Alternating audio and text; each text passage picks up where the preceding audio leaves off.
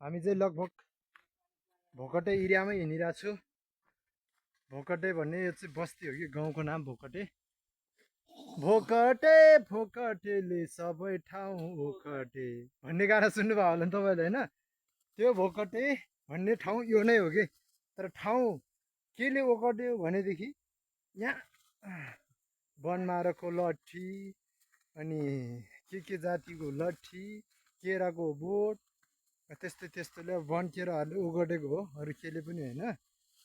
भोकटेको ठाउँ ओगट्ने चाहिँ गाइस हामी भोकटे एरियामै छु। बाटो त हेर्नु तपाईँहरूले, यो पाल निकै रहस्यमय छ है। फेरि यो पालदेखि निकै तल गहिरो सुरुङ छ तल पुग्नेसम्म, तर म चाहिँ जान सक्दिनँ, मेरो मुटु त्यति डर छैन यहाँ होइन है। त्यो पानीले खोल्या होला हुनसक्छ। निकै रहस्यमय ठाउँतिर कहिल्यै नआइपुग्यो ठाउँमा आइपुग्यो हामी गाइस।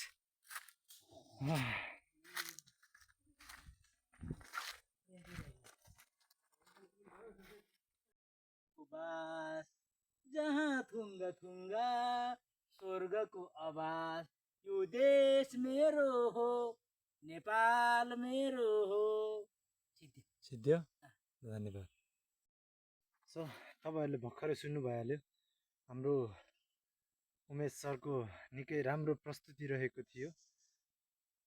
उहाँलाई यो जङ्गलभित्र आउनु भइसकेपछि निकै मिठो लयमा चाहिँ गीत गाएर सुनाउनु भएको छ उहाँले।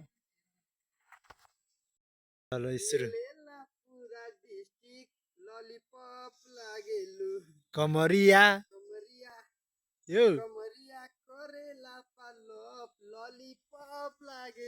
ड्याङ ड्याङ यो गीत चाहिँ इन्टरनेसनली फेमस गीत हो। भोजपुरी सङ होइन, पुरै युरोपतिर पनि यो गीत क्लबहरूमा बजेर नाच्ने गर्छ, कुइरीहरू पनि नाच्ने गर्छन् यो गीत। केही नबुझे पनि नाच्ने चाहिँ मजाले नाच्छन्। अरू भन्दा चाहिँ गाइज होइन, यहाँ के चाहिँ छ भने यहाँ चाहिँ होइन जङ्गलै भए पनि यहाँ चाहिँ फेरि त्यो तपाईँको लामखुट्टे जस्तो चिज चाहिँ आउँदैन कि फेरि यहाँ चाहिँ, किनभने चिसो हावा सरर चलिरहन्छ। ल हेर्नु यहाँ पानी जमाएको,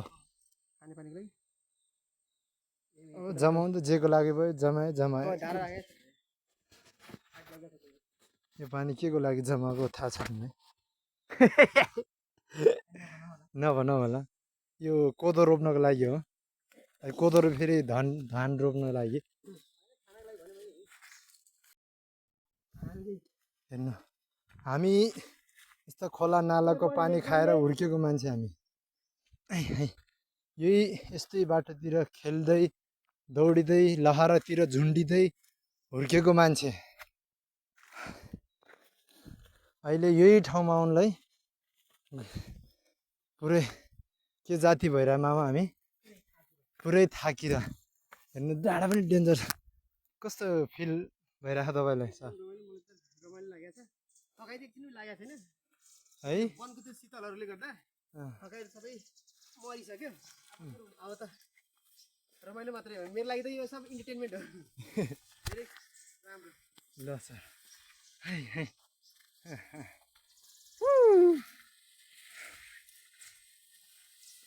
अस्तिको मोटु भएको थाक्थ्यो नि।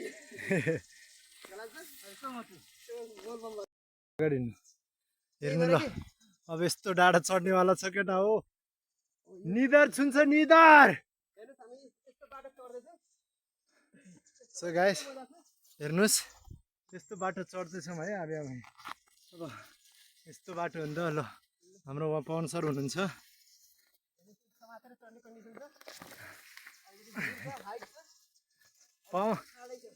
पवन सर त्यहाँबाट लड्नुभयो भने मेरै माथि हो। लासो काचा कुचुक जाने सुरेश हो। हेर्नु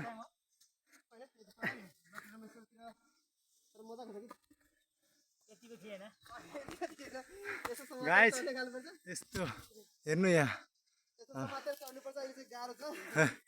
मजा त छुट्टै मजा छ। मजा स्पेसल ट्र्याकिङ भनेको यस्तै यहाँ यस्तो छुट्टै मजा छ। अनि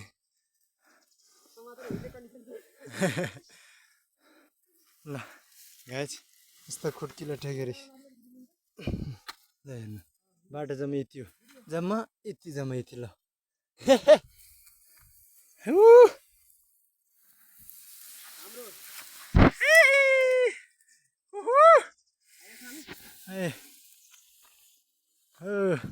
हेलो हाम्रो उमेश सर माथि पुग्नु भइसक्यो डाँडामा हामी लगभग माथि चढ्दैछौँ हामी धन्य लडेको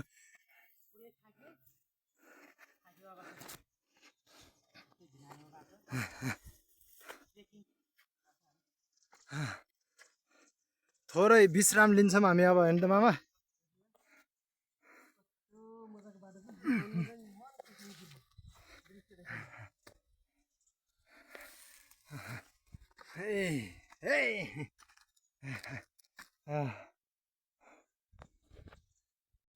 तपाईँले हेर्न सक्नुहुन्छ यो दृश्य नेक्स्ट टाइम हामी त्यहाँ पुग्नेछौँ अहिले चाहिँ हेर्नु ल मकनपुरमा कुनै कुनामा भएपछि आफ्नो जस्तो फिलिङ हुन्छ कि मकनपुर भएपछि त्यो अर्कै घुमकै फिल हुन्छ कि ल अब यसमा चाहिँ हाम्रो पवन सरलाई शुभकामना छ अझ कति माथि तपाईँको तपाईँ चढेको भिडियो बनाउनु हजुर चढेको अब त्यही अब तपाईँको फेसमा लाग्दैन के फरक पर्दैन हामी चढेको भिडियो बनाउनु भयो नि ट्याक्कै त्यो हाल्नु चाहिँ हामी यस्तो बाटो चढेको थियौँ भने साथीहरू चढेको भने ट्याक्कै त्यो देखाउनु मिल्छ कि तपाईँको फेस आउँदाखेरि त्यो बाटो चाहिँ आउँदैन कि चिलो भएन कि त्यो कहाँ मैले फेस आउनुपर्छ अहिले चाहिँ मेरो फेस आइरहेको फेरि उहाँ हाम्रो पवन सर ल हिँड्नु पाउँछ तपाईँ हामी अब चढ्ने नै हो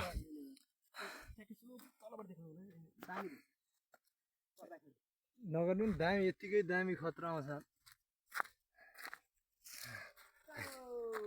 चलो चलते हम ऊपर ल हेर्नुहोस् तपाईँ हेर्न सक्नुहुन्छ धन्नै लडेको माड अलिकति सतर्क भएर हिँड्नु पर्यो बाटो प्यारो छ तर रमाइलो छ कसम गाइस धन्नै लडेको यार थेट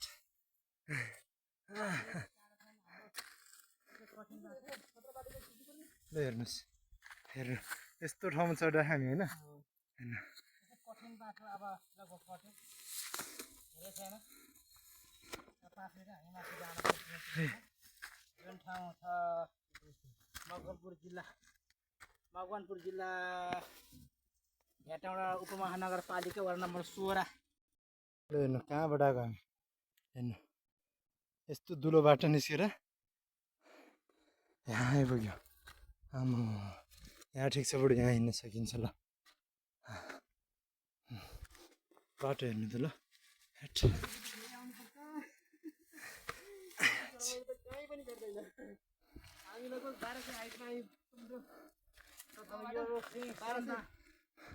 ल हेर्नु हाम्रो साथीहरू माथि पुग्नु भइसक्यो म चाहिँ यता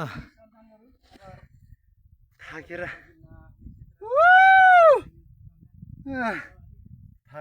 लास भइसक्यो गाइस भन्ने मुख साह्रो हुनु हुँदैन ल यताको कहाँ हामी डाँडा काँडा खडेर लास्टमा यही रोडमा आइपुग्नेछ धट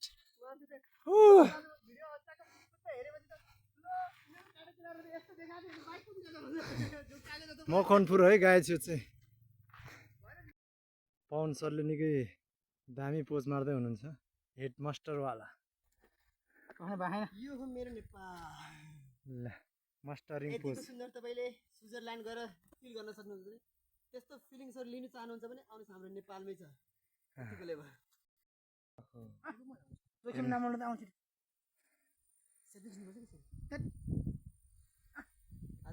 हाम्रो तुलना ब्लग खतरा छ दामी छ नि भिडियो एकैछिन भिडियो त दामी निकालिदिन्छु नि म फिल होस् मान्छेको साथी हामी एउटा ठाउँमा उभिएर ल हाम्रो पवन सर चाहिँ निकै धरापिलो ठाउँमा चाहिँ खतरा मोल लिएर आफ्नो मजाको लागि जानुभएको छ। तर फर्केर आउनु भन्न चाहन्छु म। हामीसँग रहनु होला। यस्तै यस्तै दामी दामी ठाउँ देखाउनु छ तपाईँहरूलाई। हामीसँग जुट्नु होला तपाईँहरू। हामी यता बारा जिल्लादेखि यता हामी मकनपुर पनि आइपुगिसक्यो हिँड्दा हिँड्दै। हामी फुल भिडियो युट्युब च्यानलमा हाल्नेवाला छौँ। बादल करायो भनेर चाँडै आउनुहोस् भने बादल केही